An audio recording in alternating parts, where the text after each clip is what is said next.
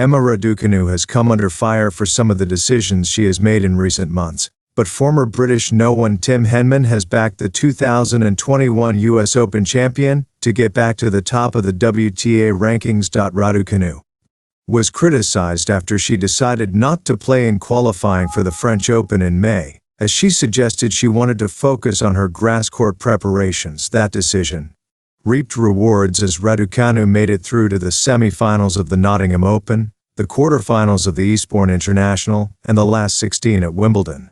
Those results fired Raducanu back into the top 100 of the WTA rankings, but she was criticized again after turning down an offer to play in the Paris Olympic Games. Again, the transition to clay courts was a factor in Raducanu's decision, and she also felt chasing ranking points on American hard courts was a better option at this stage of her young career. Yet, the 21-year-old Brit has only managed to play in one tournament in America, ahead of the final Grand Slam of the year.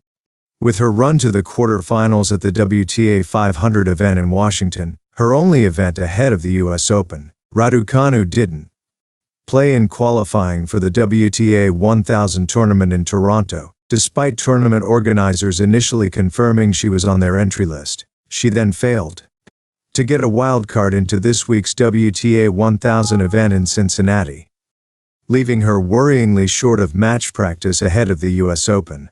Yet Henman has told Tennis 365 that Raducanu's doubters need to hold their fire before criticizing a player who has shown flashes of brilliance in his comeback year after she underwent surgeries on both wrists and her ankle last year.